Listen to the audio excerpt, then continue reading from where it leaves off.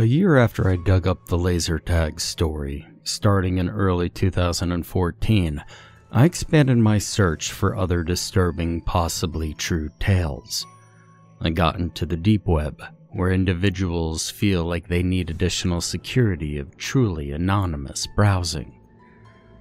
The stories on this level aren't much different from those that appear on the surface, and many make their way up there in time anyway. Maybe some writers simply think that hiding a new urban legend in the depths makes for scarier, truer stories. With them comes the impression that they had to be concealed to the wider public. You can also find some really disturbing things down there, of course, but they don't interest me. Shock has never really affected me, realistically used or otherwise. I search for well-told, believable encounters with a sense of the unknown, preferably involving some hidden layer of society. I download and catalog many of the best stories, whether I think they might have actually happened or not. It's not so much that I want to be scared or seek thrills. Rather, I love the sense of foreboding intrigue. That moment when the writer or character almost touches something unknowingly dangerous or otherworldly, something unfinished or left over that could have changed history. In the absence of further progress on Kittyland, I have been searching for connections, more Cold War relics to be precise. My life seems to have been pulled into this direction, looking for stories that come from a 40-year span of time, but might possibly carry with them one more very remote link to what I experienced in my own life, and what those laser tag playing kids may have as well, assuming that their story was real. I'm really beginning to think that it was. Another reason someone might share a tale down in the abyss is out of caution for their safety, as I believe may be the case behind this posting that I found by an anonymous user on the limited access forum. Normally I wouldn't have forwarded this kind of story, which is primarily journal entries, out of respect for the author, if it weren't for the fact that it's no longer viewable anywhere, at least that I've found. Names were already changed and redacted in the original text, but I altered them again for some safety buffer of my own. Personally, I also feel like I shouldn't be sending this out into the world. Makes me nervous when I think about who might be waiting for it to show up again. But I also believe that this writing needs to survive.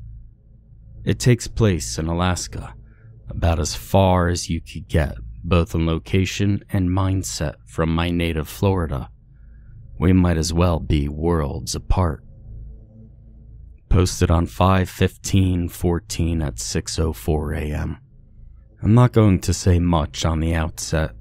I'll simply tell you that I'm here to post entries from my mother's journal. She never really kept one as a kid, so far as I know, and she only felt compelled to write these down after the following events had already begun.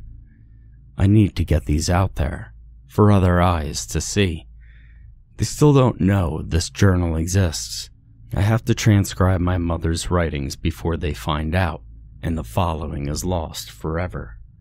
The only background I want to reveal right now is that we lived together in the cold town of Barrow, Alaska. Just her and I, but we were happy.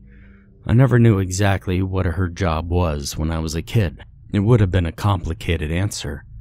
She worked in the military, but not as a fighter. She was like an engineer, and she worked on a local project in the 1980s that made us move far from Nevada. The snow and ice made us miss our hot, dry sands.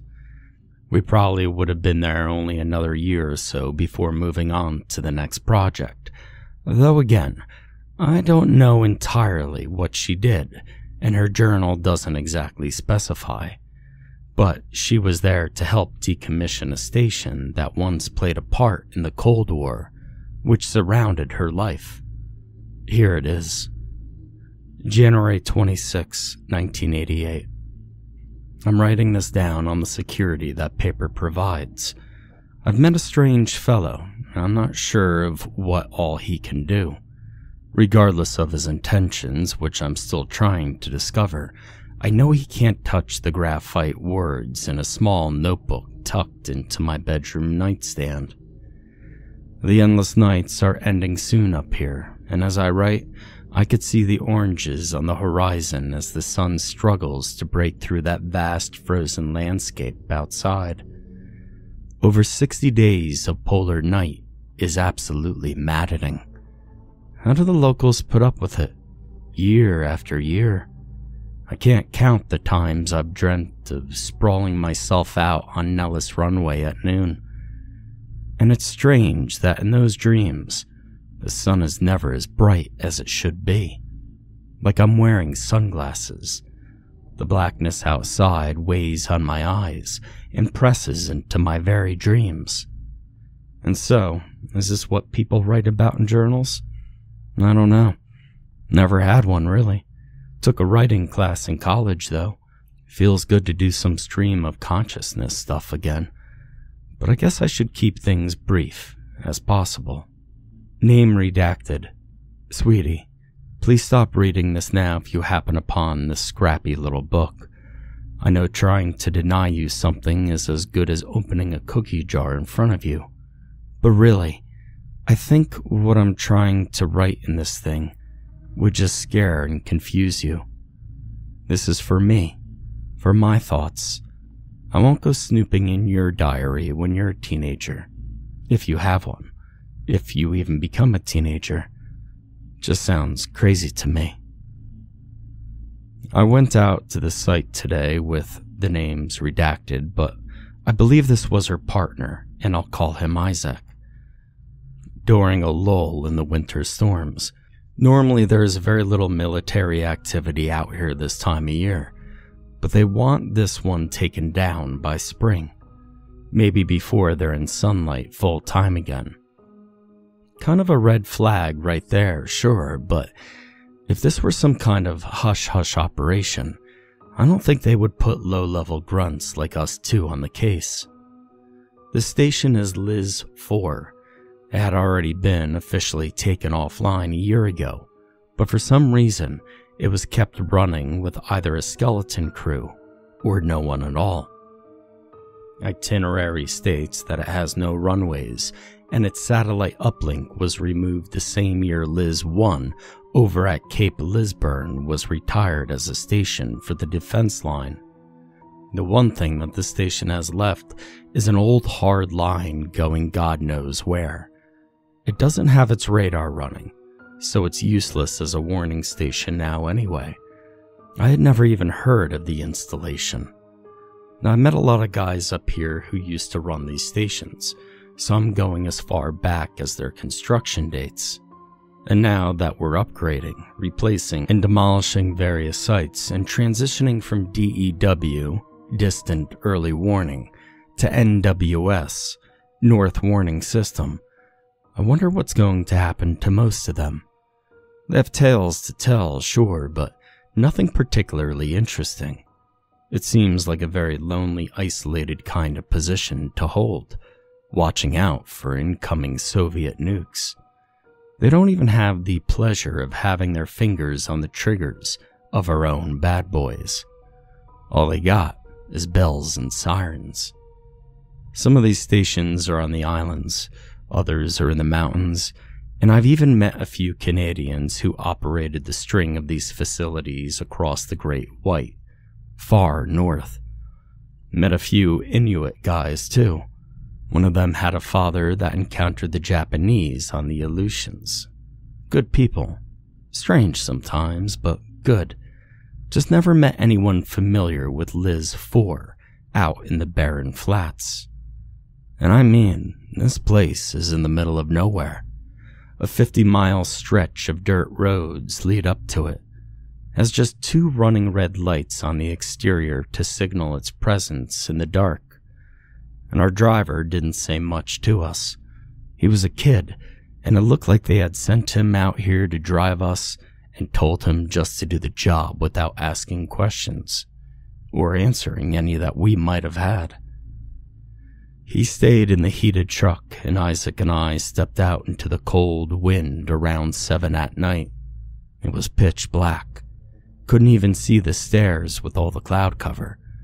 We were just supposed to make some notes and check over the place to see how the systems were running, look over the electronics. It would all be shut down within a month, but our job wasn't to erase or destroy anything, just to take inventory, check it out, file a report. One of the few things the brass did tell us was that no one had been out here in 6 weeks. We both took out our light-up clipboards and jotted down notes, making observations about the state of the place. It was old, rust everywhere, really industrial, some unsafe wiring and machinery, and we gave the generator a test and let it run for a few minutes to recharge the backup batteries. What a big, ugly piece of equipment. Barely enough diesel left to run it for long. We found a filing cabinet, but it was empty aside for some folders. Not that surprising. Isaac says that there was scant paperwork on this station to begin with. Somehow, we don't even have clear records of who worked here before. The military might have forgotten all about this place if it didn't appear on what few lists it did happen to pop up on. That's some unusually bad record keeping. I didn't really like being out here, as I wasn't even sure what could happen to us if the truck broke down. We could be stranded for all I knew. So we hurried and finished up our work, and there wasn't much to report on. On the way out of the station's basement, I happened to notice something tucked under one stairwell in the place, under its metal grated stairs. There was a small, lonely computer. I didn't get a good look at it, but I did see that it was running DOS and waiting for a boot command. We did see a few desks with dust marks that suggested that there were at least 4 other computer stations here at some point, but they were all long gone. I wanted to check if there were any files on the machine, but Isaac didn't think it was worth it, and the generator soon shut down and cut power to everything. We left, got back into the heated military truck, and returned to the pocket of civilization known as Barrow. At least we knew a good bar there. February 3rd, 1988. I think I'm getting these dates right. About a week later, we headed back to LIZ-4. We had included the computer on our list, and it turned out that they wanted some specifics on it. An exact model number and what files, if any, were on board. Didn't say why. Not that I expected them to.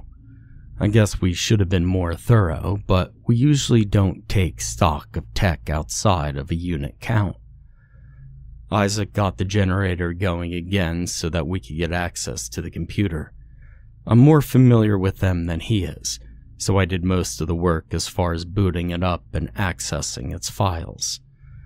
It was definitely an IBM model, but it was a little different than anything from the company that I had seen before. The machine was like a 5150 model from 1981, but it was a bit bulkier, or wider. It was also screwed down onto a rusted metal desk, its paint almost chipped off entirely. The monitor was one of those classic green phosphorus screens, synonymous with the early computing era. I was already at the machine as Isaac started the generator, and when it automatically booted up, a spark flew out from somewhere in the mishmash of wiring behind it. It must have been at least a slightly newer model than I had thought, because I could hear the loud clacking of a hard drive inside of it as it came to life. The keyboard was equally noisy, and some of the keys stuck. Poor thing probably hadn't been touched in years. Curious about what might be on it, I'd already accessed the list of files by the time Isaac was done with the Jenny. There weren't any. All documents had already been removed, but the hard drive hadn't been completely wiped. It still had some programs, and I could tell that it was set up to connect to our planet. then the close to obsolete original government and military network, but that telecommunication system didn't even reach Alaska. Did it? Anyway, I searched through the desk drawers for any floppies, paperwork, or manuals. It was empty. I told Isaac as he stood behind me to write down that the machine seemed to be clean of any sensitive files, and only had a few basic programs left over. I also wanted to see if I could still connect to our planet. Despite the comm lines we had, I didn't think that it would actually work. After a few failed inputs, I typed in one that worked and actually managed to get connected to a very basic list of network options. Aside from settings and various connection tests, the only feature I could really use was a basic text communication service. I had only ever been on the network a few times, but I didn't remember the BBS. That's the bulletin board system. Anyway, I don't ever remember it appearing as a completely black screen, save for the blinking cursor. But the hard drive began to click, telling me that the computer was still processing something. Isaac seemed less than impressed and left me on my own, telling me to hurry up so we could go home. I was curious, so I typed a simple greeting. I didn't have a username. It never asked for one. Hello?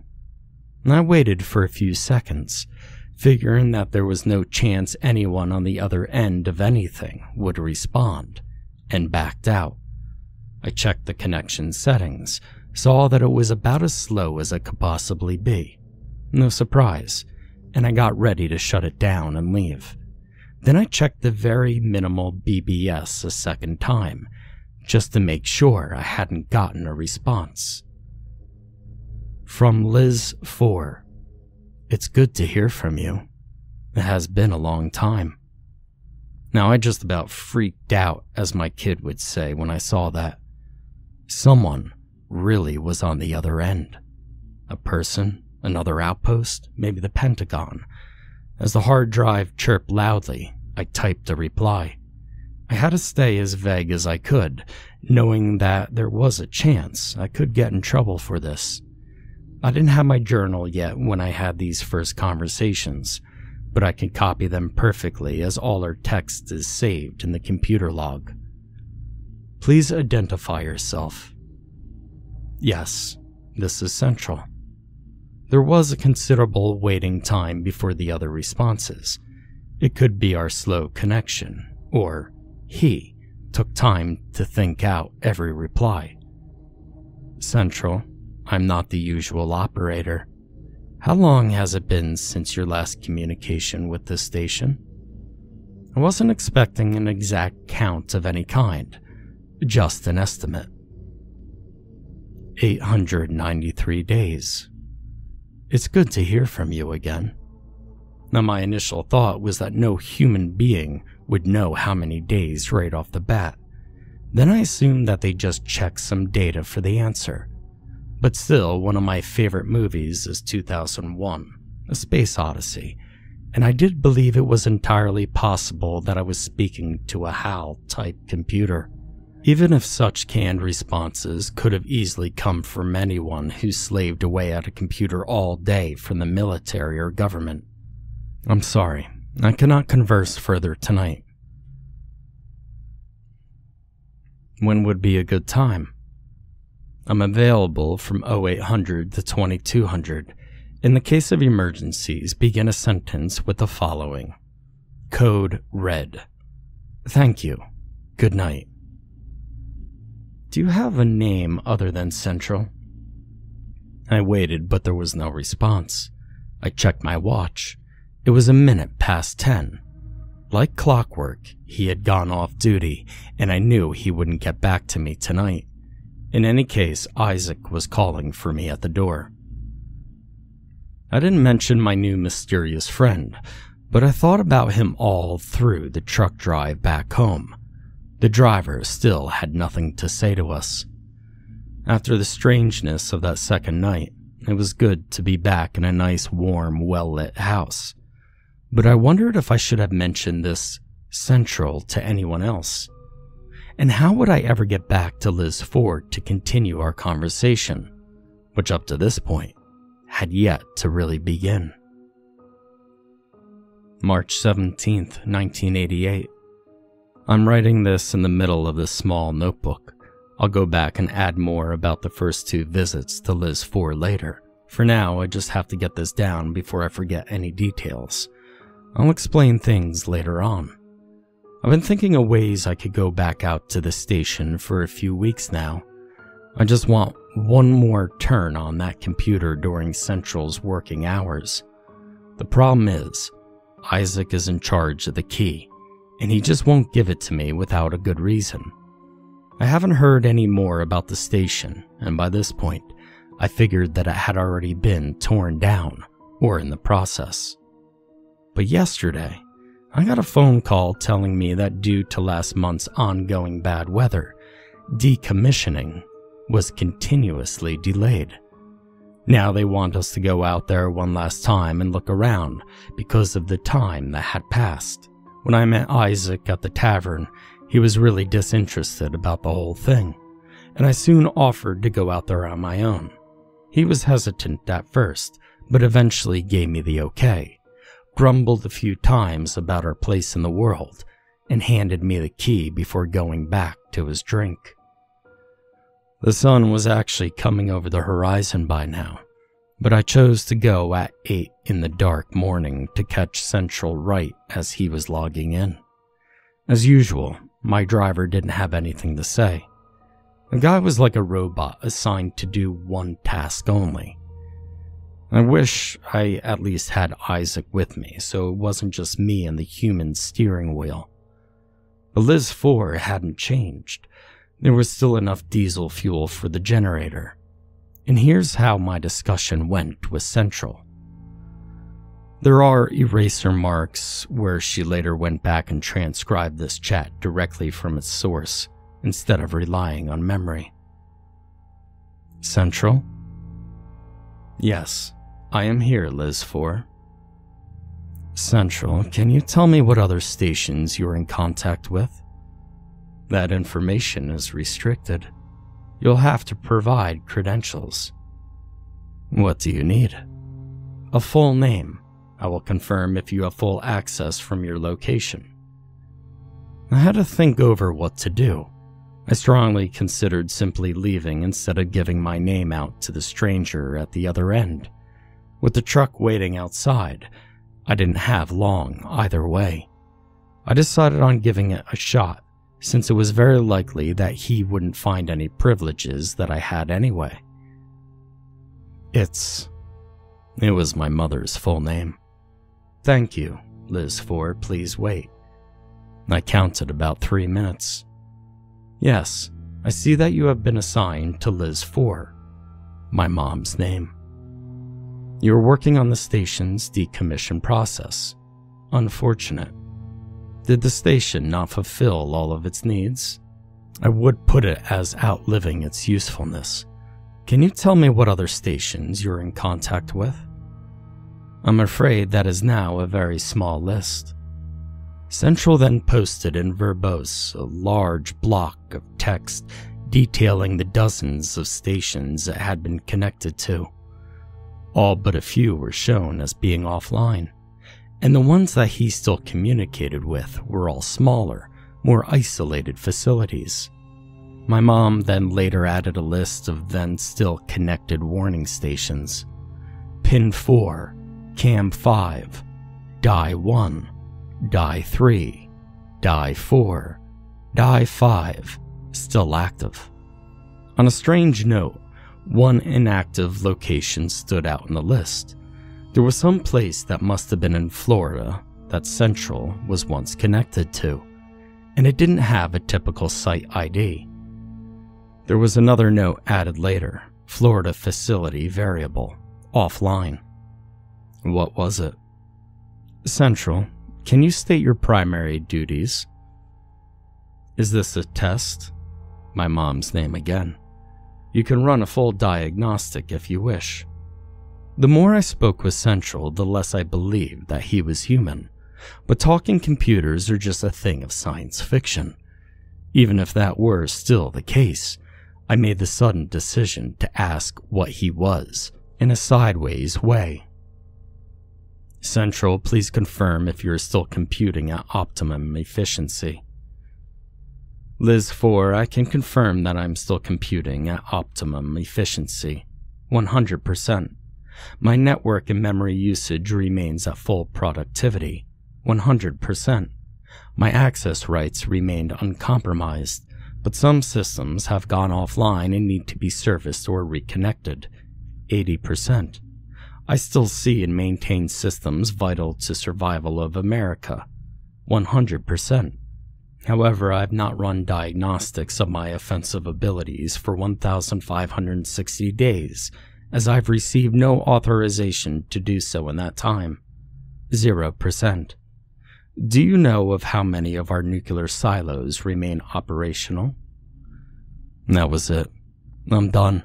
I don't know what the hell I had just happened upon as a result of someone else's bureaucratic mistake or oversight, but this was too much for me to handle.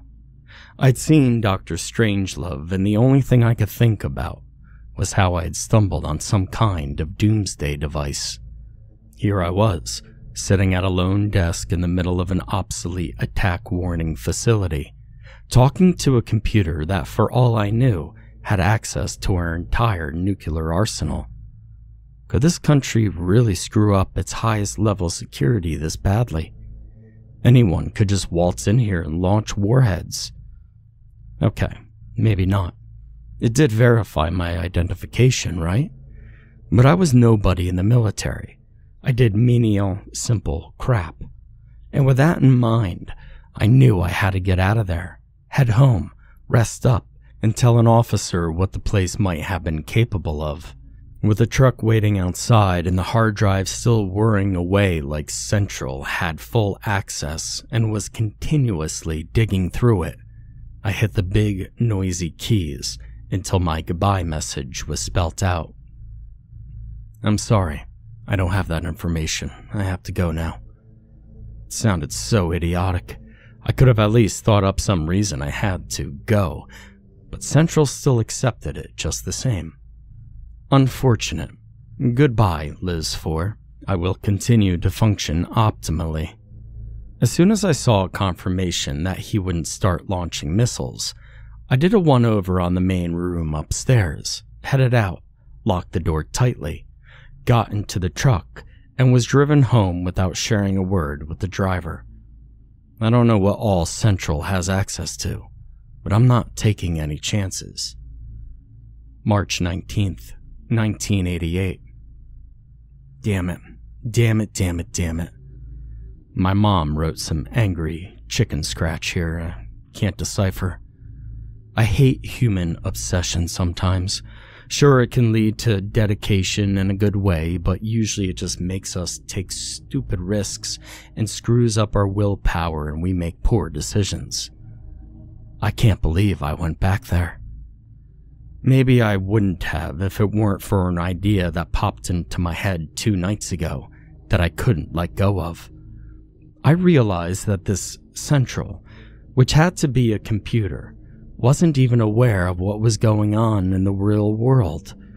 If it only had connections to certain areas, like these warning stations, what if it still thought we were deep into the Cold War? What if it didn't know that tensions with the Reds had cooled off so much in the last few years? It sounded crazy, but what if it was suddenly up to me to tell the computer otherwise and to ease up its trigger finger on our nukes? After what happened tonight, I still can't believe I'm writing this. My hands are still shaking. I think I ended up just making things even more dangerous. How am I supposed to get through to this intelligence? This time, I went completely alone. I took the car out that had been provided to me, still not used to using snow tires and seeing those chains. I went around 1800, right after dinner, when it was dark. I'm gonna have to start paying my kid's babysitter more if it keeps up. But I can't keep this up. But I'm going back one more time. I think I can fix this. Central, It's LIZ-4. It's good to hear from you again. I thought that you wouldn't return. Central, can you give me the date? It is March 19th, 1988. I checked, all of our nuclear silos are operational. That is excellent news, LIZ-4. However, some concerns remain. Would you happen to know why so many defense nodes had gone offline? I assume defense nodes were a reference to the other warning stations. Many have been taken offline by the American government. I see. Is it possible that they have been upgraded and my capabilities to communicate with them are now obsolete? I will try to find that out for you. Central, this is a system check. Are you a computer?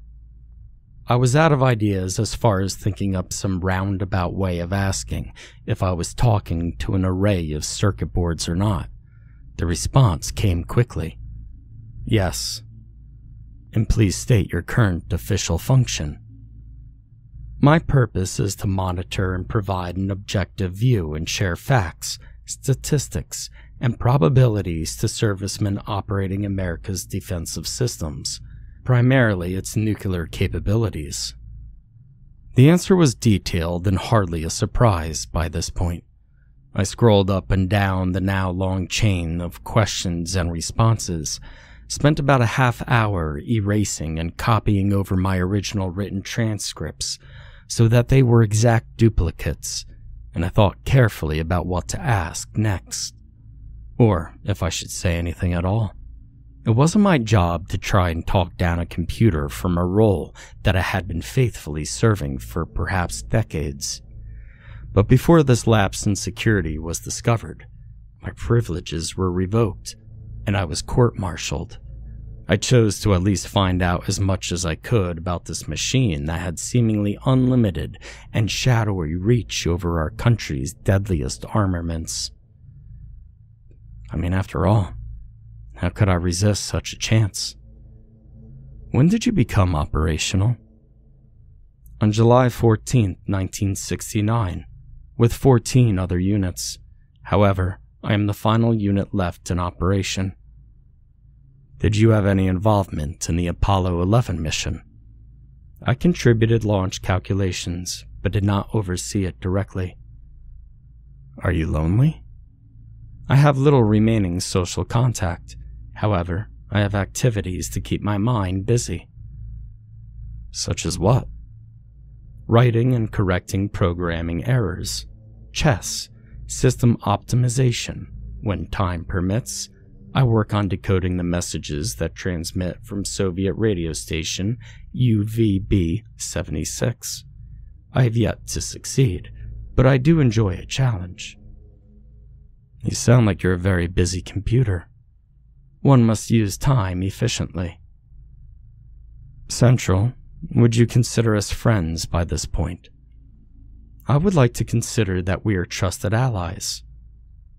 Would you believe me when I say that Russia is no longer a threat? Have we launched a successful campaign against it? No, things never escalated that far. We're talking with them. Made treaties. The few nations still under their flag are on their way to independence. There was a long pause this time. Maybe Central had a lot to compute after such a response. The hard drive clunked away, but I began to tune out and reached a point where I could only hear the wind outside. I see. One would assume that they had been devastated. I have not detected any usage from our missile silos. Was there an aerial bombing campaign that I was not made aware of? Central, you're not listening to me. The Soviet will is unbreakable. There are only two options to consider. Either you are lying to me, perhaps testing me again, or the attacks have already transpired and I failed in my duties and was unable to detect the reprisal or first strike and send out my warnings. Tell me, which of our cities were lost? How severe is our fallout?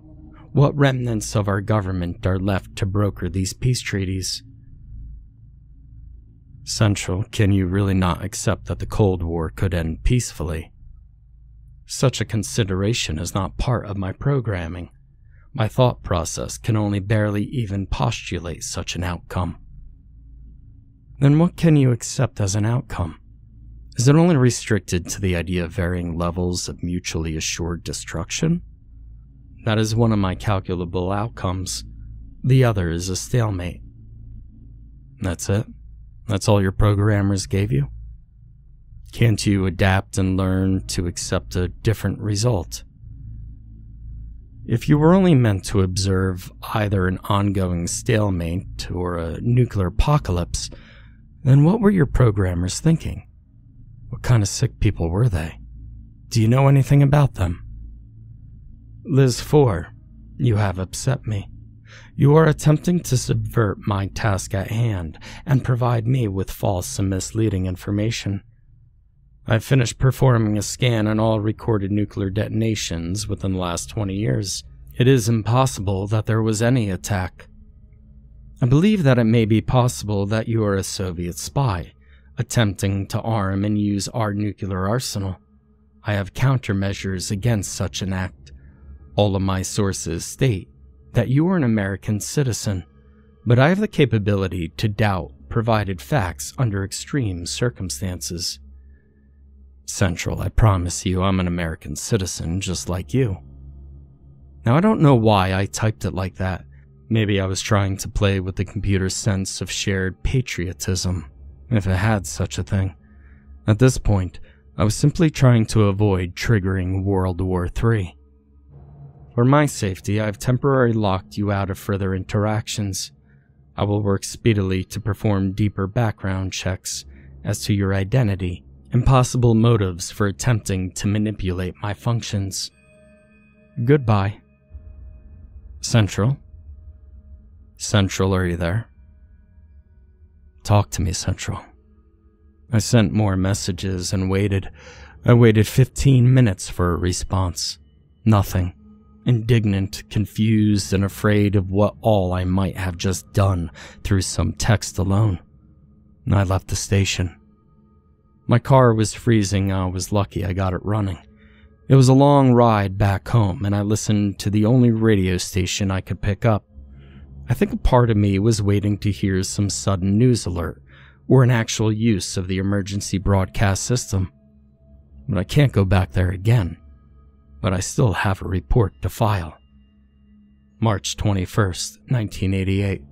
Isaac told me that they were sending some construction equipment up there to tear the place down at last. Good. Maybe now I could forget about it. March 25th, 1988. Can't wait to leave this icebox. How can anyone live up here? They're finally sending a plane for us. We're out of here in a week. Shared a drink with Isaac at the bar today. He's even more ready to go than I am. March 26, 1988.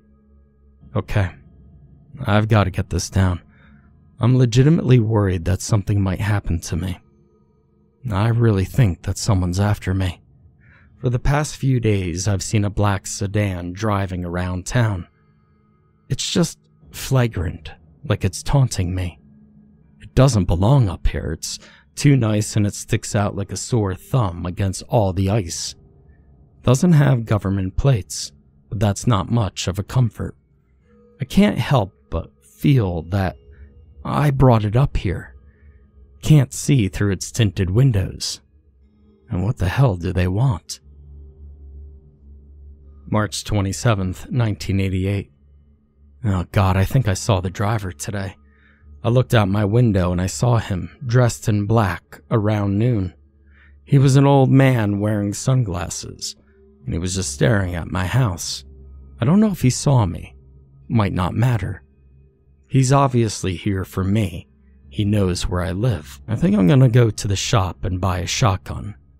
I don't feel safe, but should I tell Isaac? He'd probably just call me paranoid, but maybe it's worth bringing up in case something does happen to me.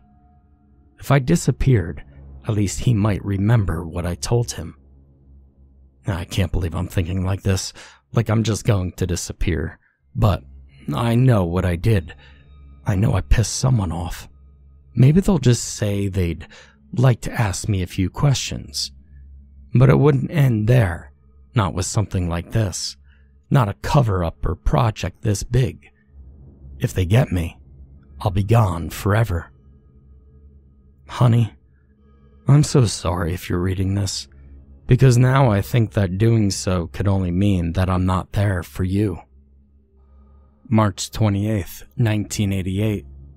I saw him again this morning, right at sunrise. He was smoking this time. Still haven't seen his eyes, so I don't know what he looks like, or if he saw me through the windows. I managed to get the police out here, but of course by the time they arrived, the old man was gone.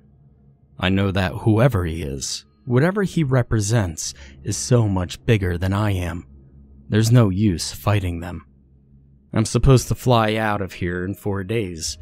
Everything is already packed up, but I don't think I'll make it until then. There's only one useful thing left that I can do now. I'm not going to cower in fear in this small, cold house and wait for them to pry me out. I know the old man's schedule now. I can avoid him. I have to go back to the station. I'm going back there tonight, and maybe it's not even there anymore, or if it is, Central will refuse to speak to me. But I have to figure this out. I need to understand this. Even if all I could save now is my own sanity, and if I'm very lucky, maybe this will get out. Someone made a computer that can control our entire nuclear stock and exists in a perpetual state of Cold War mentality. How stupid can we be? Maybe they'll catch up to me before I could get up there, but if they do, I'm going to die laughing. They're not taking me. I did get my shotgun, and I do know how to use one. I'm sorry, but if you're reading this, you might think I'm crazy. I'm not. I'm just dedicated. This is conviction. Your mother is going to find out something almost nobody else knows about. If she can, and this is a long shot, she's going to think of something and get the central computer to destroy itself. Or maybe convince it that it's got everything all wrong. Whatever happens, I'm going out there and try. You should be proud. My mother's signature next to another doodle of me as a child. Posted on 5/15/4 at 6:05 a.m.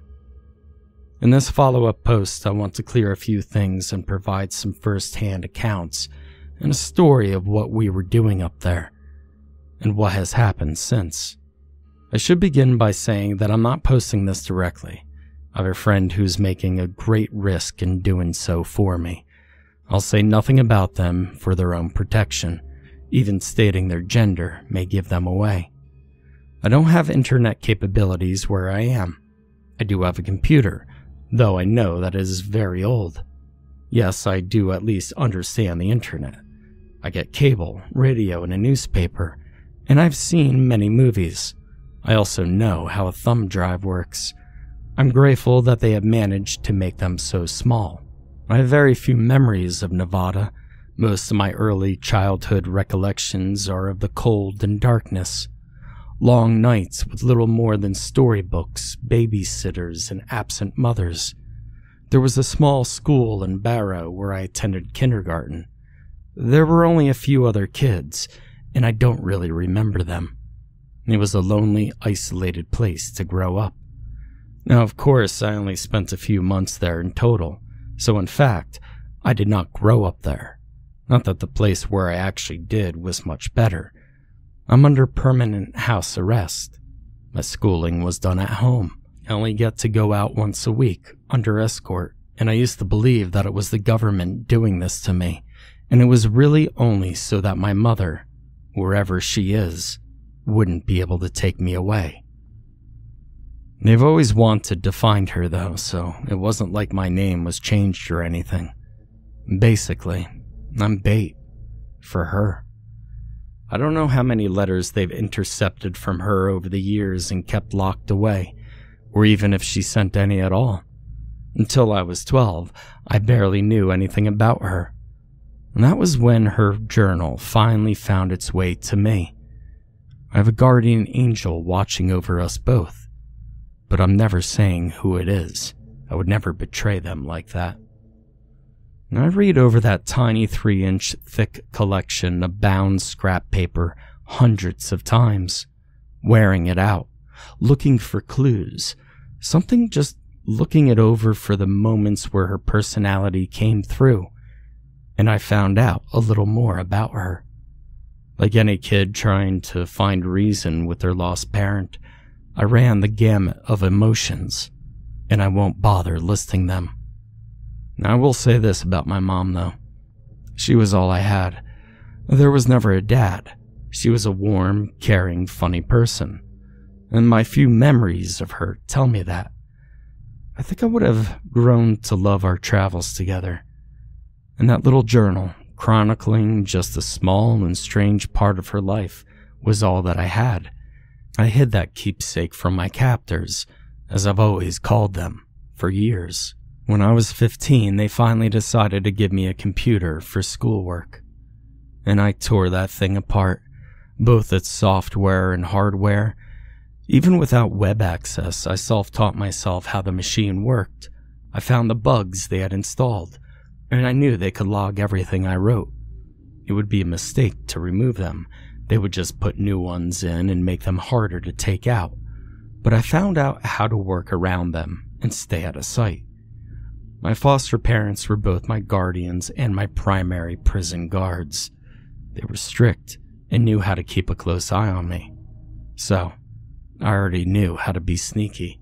But when I graduated, I moved out and my restrictions loosened some. I was on my own, still without web access and limited phone privileges, but I had more freedom and flexibility. I figured that my mom was never going to come for me, and that they had broken me anyway, to a point where I'd given up all hope of seeing her again. But I was secretly still hopeful. I thought about transcribing the precious little journal many times, but then it would just sit on my computer, waiting to be discovered. And if they found it, nothing would stop them from finding the original and taking it away. Now everything changed when my angel came to me again on one of my rare days out. During a moment where my guards weren't watching me in a public space, they came by and slipped something into my hand. It was a second journal, nearly identical in size and shape to the first. It was beyond my most hopeful expectations. Not only was my mother keeping an eye on me from afar, she was also simply still alive in the first place. Still fighting, discovering, or hiding, if that was the only thing she could do. This second journal only had 2 entries, but the first was lengthy. It was finished a decades-long story that was now embedded into my being and set the stage for a sequel following a bittersweet epilogue. Now, I'm sorry for all the analogies. I've read a lot of books during my long stay in suburban prison.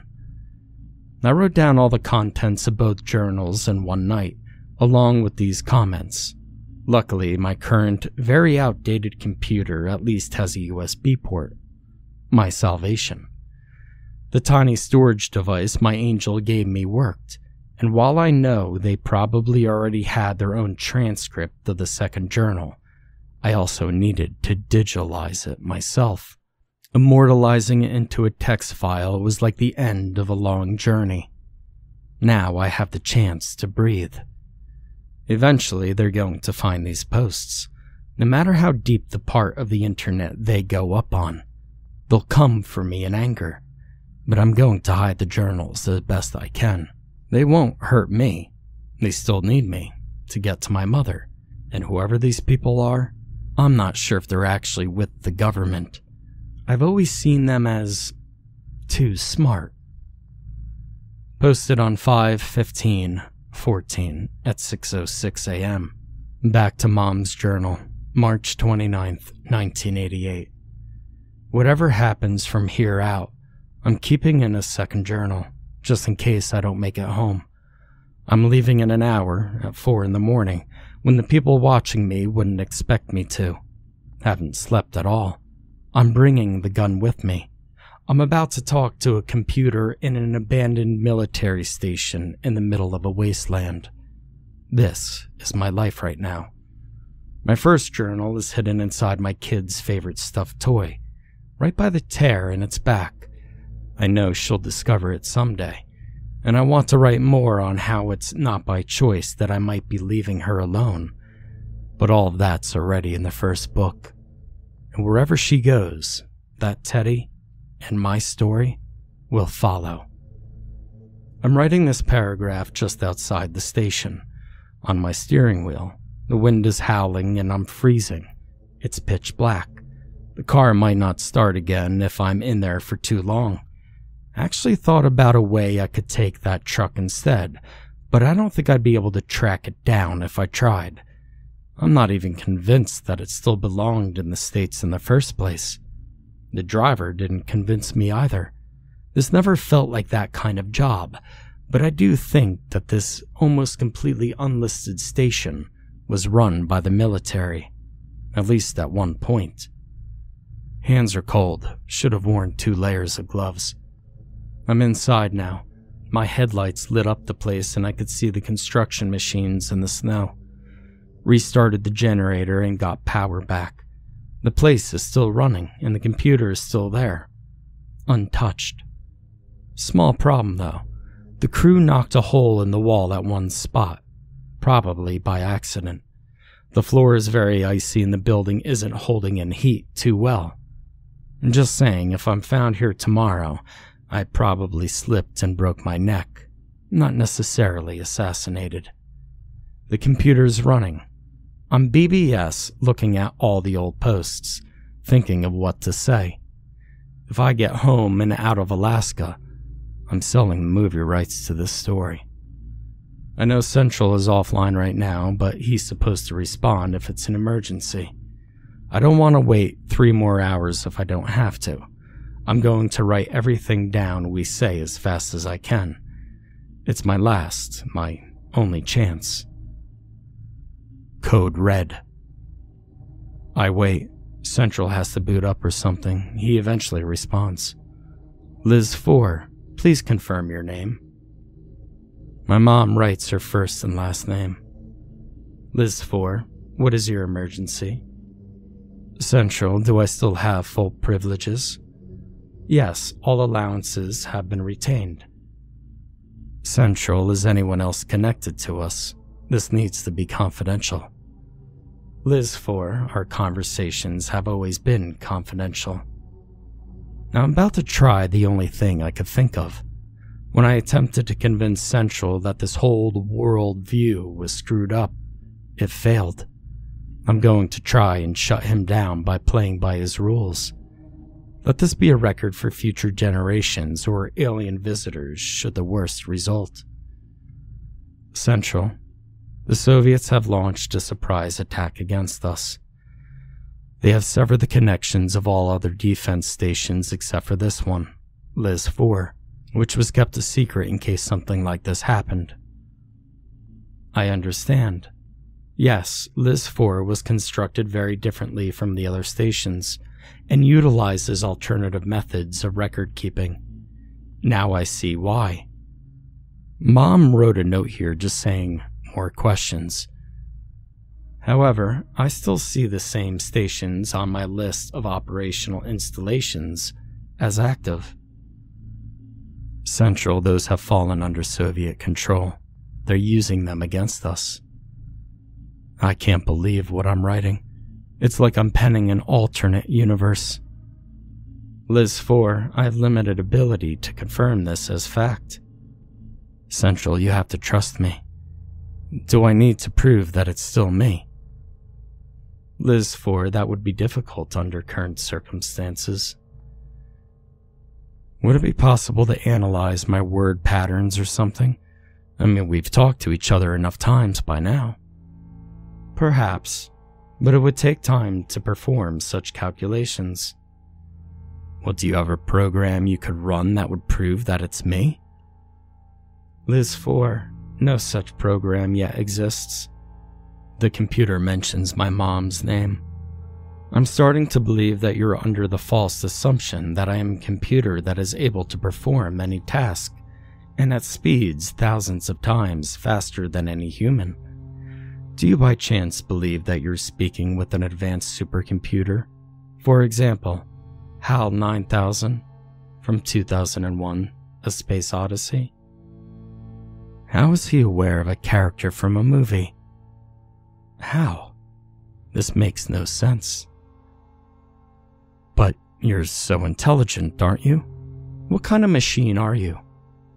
I am a computer, but I am not a machine. What do you mean you're not a machine? Are you really a person? I'm a human being trained as a computer. Central, I'm not even sure what that means. What are you? Are you a brain in a jar or something? I found your notions of me humorous. No, I still have legs and arms, but I no longer have use of them, or need them. I've not seen sunlight since I became operational in 1969. Well, what kind of life is that? Were you forced to do this? Did you volunteer? What about your family? I mean, how old are you? All that matters now is that I'm serving my country faithfully. Wires, tubes, and hardware have limits. People could fill a hole in computing that, from what I understand, is still an early technology, but the practical applications of these machines can be translated into a superior system. You're not a system. You're someone who is trapped and suffering. I am not suffering, LIZ-4. There is no pain. There is only function. Do you know where you are? Let me find you. I can help you. The people who control you have to answer for this. I cannot let you interfere. They may terminate me, like they did with the others. I cannot let this happen before I fulfill my mandate. What am I supposed to say? I can't think straight. I'm getting this down right now, looking at the screen and blinking cursor, wondering what to say. Calculations complete. I believe that a Soviet attack is imminent. No. I must initialize our first strike capabilities. Thank you for bringing this information to me. When there is still time to act. Central, no, you have to stop. This is their plan. You can't attack. I need you to disconnect from all systems. They're sending you false information to instigate us to attack. The Soviets want this. Central, stop. No response. He's ignoring me. This isn't real. There is suddenly an entire page full of hard-to-read scribbles and notes where it looks like my mother has a breakdown as she tries to copy or understand what appears to be a lengthy system status report of some kind that likely scrolled for several screens.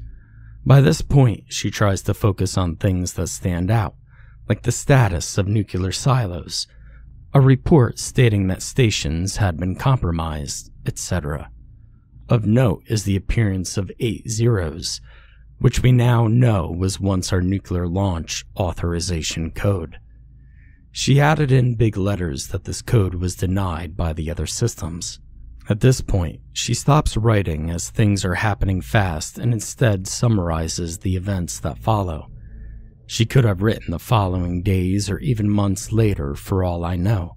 There's no mention of a date. I've collected my thoughts. I'm ready to finish this last entry. It's hard to remember clearly what happened after the execution script appeared. I knew in seconds that Central was actively trying to gain access to our silos. As much as I tried to get him to stop, he ignored me, and my messages were drowned in a moving sea of text that he printed out for me all over the monitor. But I couldn't leave the BBS screen.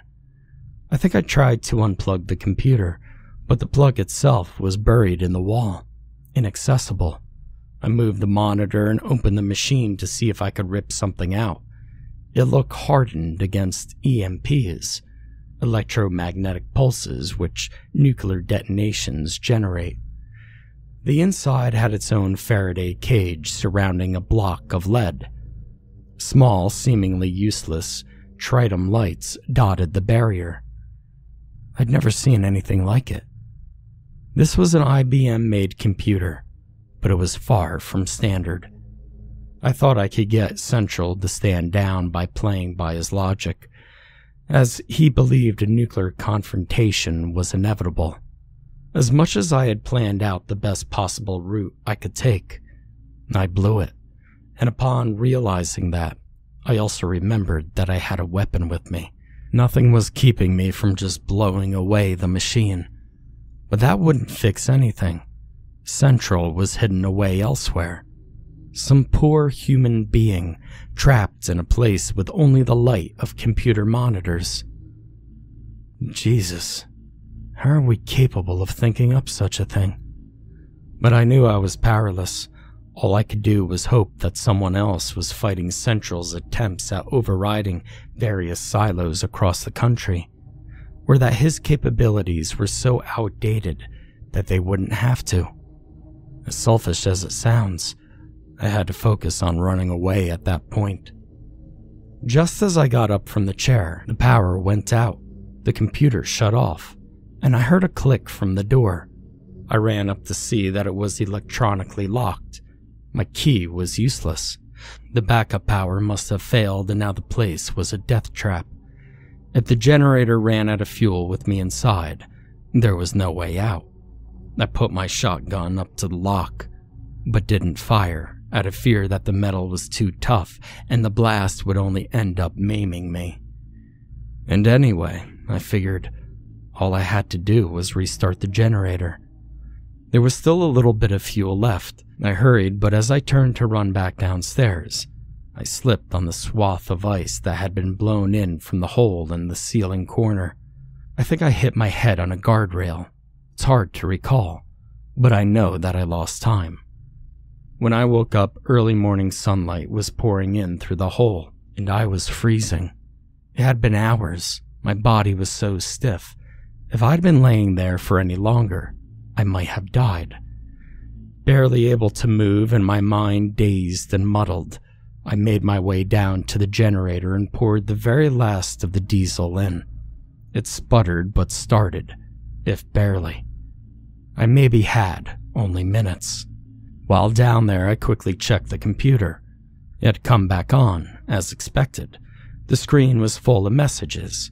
I glanced at them, and then, pushing my weak muscles as hard as I could, I headed back upstairs and to the door before it locked. But I turned around and hesitated. I knew what I had to do. I had to see what Central had reported. I stuck the shotgun between the door and the frame to keep it open and unable to lock me inside, and then I dragged my legs back downstairs one more time. In numb pain, I sat down and shakily wrote with frozen fingers on the very last pages of this journal. The following is indeed at the back and is nearly illegible. LIZ-4, I have fulfilled my task. I have confirmation that our strikes are being carried out. Major population centers, military bases, and enemy missile silos have taken priority. There will be a counterattack. This is inevitable. However, we will rebuild, and I believe that history will be on our side, and we will be seen as triumphant by future generations. I have discovered an automated transcript that I believe is meant to go out to all government systems, and then forwarded to the general public, and read through the use of the EBS. However, I cannot be certain if it is being sent properly. Soviet infiltrators may be the cause for this error. Are you there? I may need you to help me forward this message if I no longer have the capabilities to send it through. LIZ-4 reads as operational.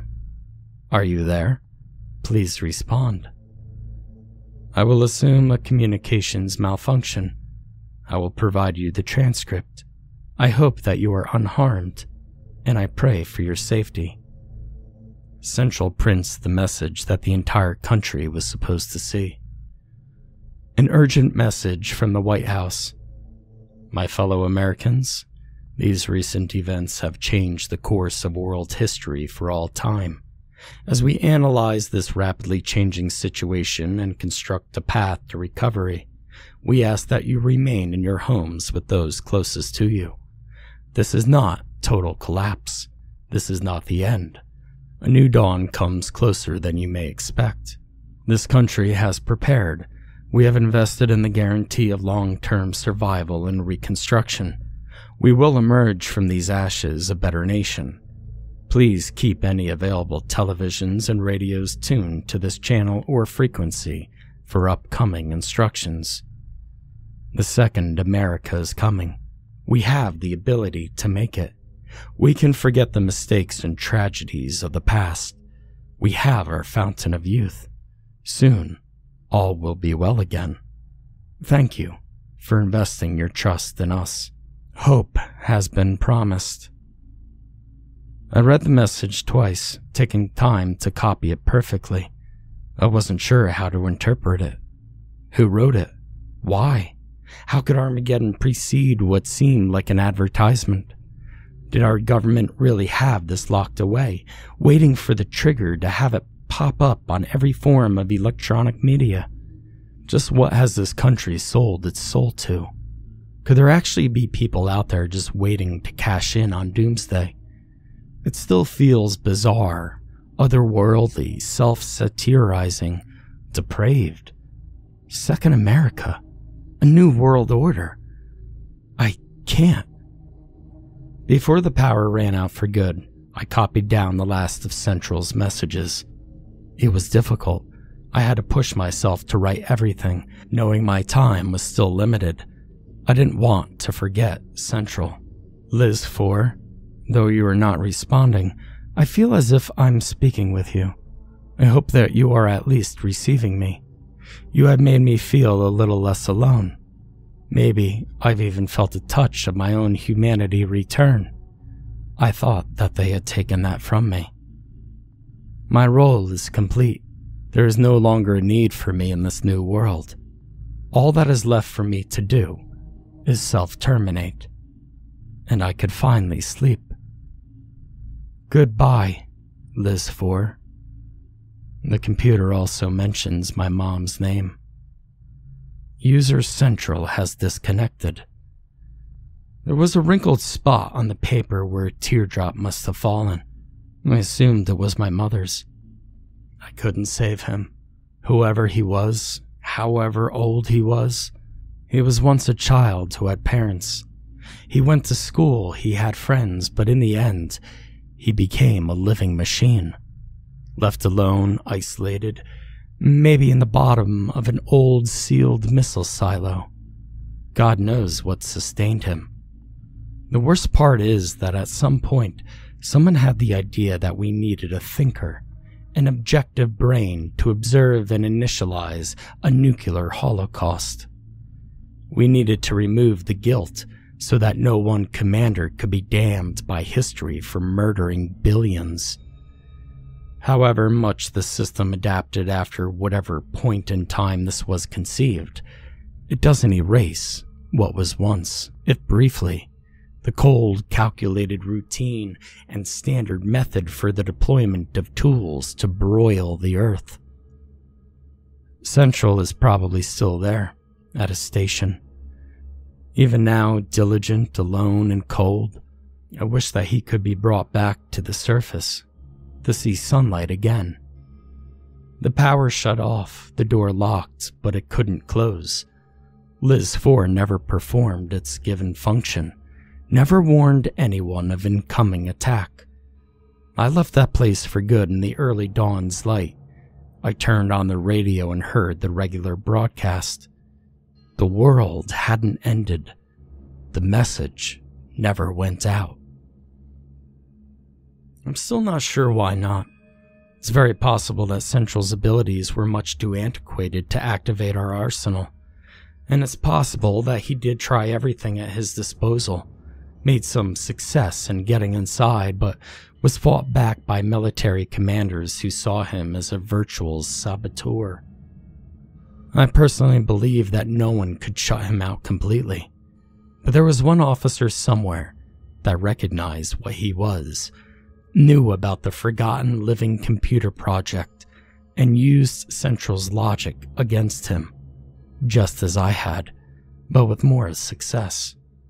All that could be done in the end was to convince him that the thing he had long prepared for was transpiring, and his purpose was fulfilled. I didn't go back home. I couldn't. It was too late. There were 2 black sedans waiting.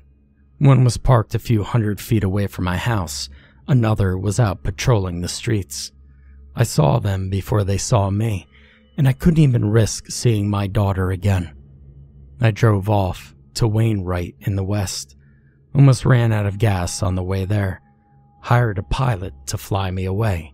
Skipped across the smaller airports until I finally made it down to Anchorage. I met Isaac there. He owed me a favor, so he helped smuggle me out of the state, back into the mainland. Haven't seen him since either. I keep on the move now. I know they're still after me. They want to ask me questions, but only at first. It's too dangerous to let me go free. I've seen too much. And it doesn't matter if I only understand a little bit of it. My mom's name. My daughter. I'm sorry. I love you. And I will find you. January 1st, 2014. This thing has become a time capsule. The pages have even yellowed, but I've kept it safe and hidden. It's always been there, on the road with me. And yes, I made copies of the previous entry. Age hasn't dulled my intelligence. Kiddo, I think I could finally get this to you. It's taken me years, but over that time, I have engaged in a silent, graceful war with them. Our guardians and watchers. They're very clever, but I've learned their patterns. I don't think there are very many of them, but they do have reach. It's raining outside my motel. I think I've been in this room before, years ago. I've been all across this country. I've only messed up once, back in 1993. Let them get too close, and it was the last time I saw the old man in sunglasses. He tracked me down, but by chance, I was eating at a diner at the time in a small town. I saw him come in and kept my head down. He ate and left, disappearing into the rain under his black umbrella. I didn't return to my room. Lost all things but the journal, which was always with me. But I learned, and I got better. It's 2014 now. I watched the fireworks last night on TV. It's strange to think when I wrote my last entry, I was only 32 and the Cold War hadn't officially ended. The world's changed a lot since then, but not everything has. I never found out any more about Station LIZ-4 or why I had such authorization. From what I could tell, it vanished into the thin, frigid air around it. There may be very few still alive who have any recollection of it ever existing. But I'm going to take a gamble and see if I could get this to you without them knowing. I've made connections, and I know they've loosened their grip now that you're an adult. I'm sorry about everything that I missed. I couldn't even risk coming within 100 miles of you. But if it counts, I did manage to get a copy of your high school and college graduation videos. Honey, if you get this journal, then this is just the start. I want to beat them. I know they're still active, but keeping low, waiting to make their next move. The world doesn't feel so close to annihilation these days, although it'd be hard to tell with that symbolic doomsday clock we keep ticking. But my priority is to see you again. Whatever it is that they're doing and planning can wait. I'm coming for you. We'll beat them together, one small victory at a time.